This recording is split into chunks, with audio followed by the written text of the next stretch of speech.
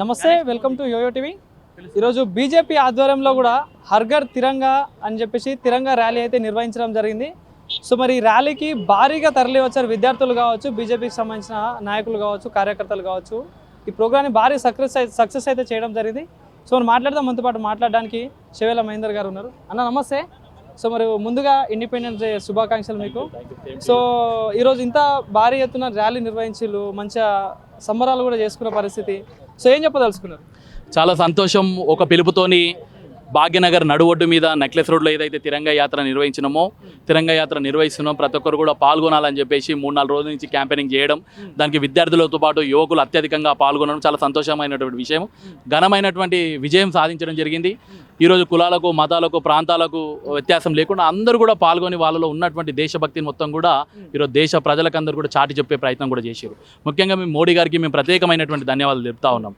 గతంలో తిరంగా యాత్రలు అనేది ఉండకపోయేది, లేకుంటే స్వాతంత్ర దినోత్సవం అంటే ఎవరో ఒక నాయకుడు వచ్చేది, జెండా ఎగరేసేది, స్వీట్లు తినేది, పోయేది. కానీ ఈరోజు ఏదైతే స్వతంత్ర దినోత్సవం అనగానే అంటే ఆ రోజు జరిగినటువంటి త్యాగాలు, ఆ రోజు ఎంతోమంది త్యాగాల ఫలితంగానే ఈరోజు స్వాతంత్రం తెచ్చుకున్నాం. మనం వచ్చింది కాదు, వచ్చిందంటే ఎవడో మనకు దానం ఇచ్చింది కాదు. ఇది వేలాది మంది ప్రాణ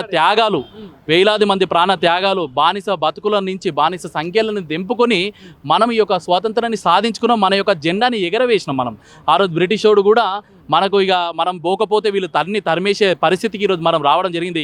కాబట్టి మనంతలా మనం హుందాతనంగా మనం వీళ్ళ స్వాతంత్రాన్ని వీళ్ళకి అప్పచెప్పకపోతే మనకు కూడా పుట్టగతులు ఉన్నాయని చెప్పేసి రియలైజ్ అయ్యే విధంగా ఆ రోజు అనేక మంది పెద్దలు, లాలా లజపతి రాయ్ కావచ్చు, లేక బాలగంగాధర్ తిలక్ కావచ్చు, ఇట్లాంటి వ్యక్తులు అందరూ కూడా పోరాటం చేసినటువంటి విధానాలు నరేంద్ర మోడీ గారు మాలాంటి వ్యక్తులకు తెలియజేసే ప్రయత్నం, మేమందరం కూడా కింద ఉన్నటువంటి విద్యార్థులకు, యువతకు అందరూ కూడా తెలియజేసే ప్రయత్నం చేస్తూ ఉన్నాం. ఆ రోజు నరేంద్ర మోడీ గారు ఏదైతే భారతదేశంలో భూభాగమైనటువంటి కాశ్మీర్లో నేను జెండా ఎగరేస్తా అంటే, లాల్ చౌక్లో నేను జెండా ఎగరేస్తా అంటే, ఆ రోజు ఉన్నటువంటి కేంద్ర ప్రభుత్వం కావచ్చు, ఆ రోజు అక్కడ స్థానికంగా ఉన్నటువంటి రాష్ట్ర ప్రభుత్వం కావచ్చు, రెండు కూడా అడ్డుకునే ప్రయత్నం చేసినప్పటికీ కూడా ఎగరవేసి బయటికి వచ్చి ఈరోజు నన్ను అడ్డుకునే ప్రయత్నం చేసిరు. రాబోయే రోజులలో అధికారికంగా మేమందరం కూడా ఇక్కడనే ఎగరేస్తాం. ఇక్కడనే కాదు, యావత్ భారతదేశంలో ఉన్నటువంటి ప్రతి పౌరుడు కూడా వారి ఇండ్ల మీద కూడా జెండా ఎగరవేసే ప్రయత్నం చేశామని చెప్పేసి ఆ శపథం చేసిరు, ఈరోజు ఆచరించి చూపించారు. అంటే అలాంటి దేశభక్తిని అంతా కూడా మాకు అందించినందుకు నరేంద్ర మోడీ గారికి ధన్యవాదాలు చెప్తున్నాను. మరీ ముఖ్యంగా రాష్ట్ర ప్రజలకందరూ కూడా ఒకటి తెలియజేస్తా ఉన్నాం.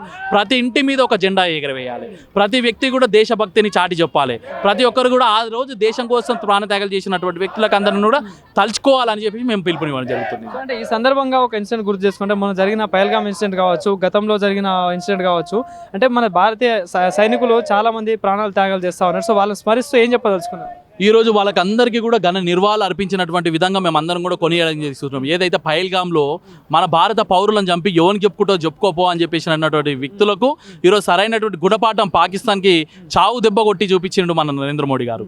అదేవిధంగా సైనికులు, ఎంతోమంది ప్రాణ త్యాగాలు చేసినటువంటి సైనికులకు కూడా ఆ పహల్గామ్లో, ఆ ఆపరేషన్ సింధూర్లో ప్రాణాలు కోల్పోయినటువంటి సైనికులకు కూడా మేము ఏంటంటే ఘనమైనటువంటి నివాళులు కూడా ఈరోజు అర్పించినాం. ఈరోజు ఏ విద్యార్థికి, ఏ యువకుని కూడా చెప్పలేం, కానీ భారత్ మాతాకి జై, మేమందరం కూడా భారతదేశానికి బాసటగా ఉంటాం. మేమందరం కూడా భారతదేశానికి ఏ అవసరం వచ్చినా, ఏ అత్యవసరం వచ్చినా మేమున్నామని చెప్పేసి అందరూ కూడా శబద్ధం చేసి తిరుగుతున్నారంటే ఆ 3 రంగుల జెండానే వీళ్ళందరినీ కూడా కలిపింది. ఇలాంటి కార్యక్రమాలు పార్టీలకు అతీతంగా అందరూ కూడా ముందుకొచ్చి నిర్వహించాలని చెప్పేసి పిలుపునిస్తాను. ఎక్కడ కూడా మేమందరం కూడా రాజకీయంగానో ఏదో రకంగా చేసింది కాదు.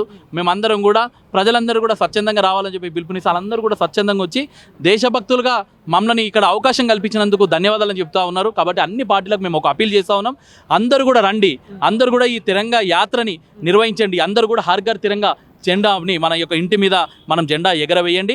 ఖచ్చితంగా ఈ యొక్క జెండా పండుగని ఒక గొప్ప పండుగ వాతావరణంగా నిర్వహించుకోవాలని చెప్పేసి కూడా మేము ఫైనల్గా ప్రశ్న, అంటే రాష్ట్రంలో ఓట్ చోరీ జరుగుతూ ఉంది, కేంద్రంలో కావచ్చు, ఇక్కడ కావచ్చు అని చెప్పేసి కొంతమంది మాట్లాడుతూ ఉన్నారు.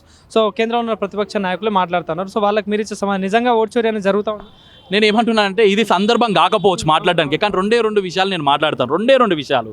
ఏదైతే కాంగ్రెస్ పార్టీ ఆ రోజు విదేశీయురాలైనటువంటి సోనియా గాంధీ గారు ఏదైతే ఆ రోజు విదేశాల నుంచి వచ్చిన తర్వాత విదేశీయురాలైనటువంటి వ్యక్తి ఈరోజు భారతదేశంలో ఎట్లా ఓటు హక్కు నిర్వహించుకుంది అంటే, ఆ రోజు మీరే కదా ఓటుని అక్కడ డైవర్ట్ చేసి ఓటు చేసింది మీరే కదా. నేను ఈరోజు చెప్తా ఉన్నాను, 12 ఓట్లు వచ్చినటువంటి సర్దార్ వల్లభాయ్ పటేల్ కాకుండా నెహ్రూ గారిని ఏ విధంగా మీరు మీ పార్టీకి అధినాయకునిగా మీరు చేసుకున్నారు? మరి ఎవరు చేసారు ఓటు చోరీ? ఆడ భారతీయ జనతా పార్టీ ఎప్పుడు కూడా ఓటు చోరీ చేయదు. భారతీయ జనతా పార్టీ ఎప్పుడు కూడా ఈవీఎం ట్యాపరింగ్ ఎక్కడ కూడా చేయదు. మరి తెలంగాణలో మరి ఈవీఎం ట్యాపరింగ్ జరిగిందా? కర్ణాటకలో ఈవీఎం ట్యాపరింగ్ జరిగిందా? ఎక్కడైతే గెలుస్తారో అక్కడ స్వచ్ఛందంగా గెలిచినామని చెప్తారు, ఎక్కడైతే ఓడిపోయారో అక్కడ ఈవీఎం ట్యాపరింగ్ అంటారు. ఇది ఎక్కడ న్యాయము?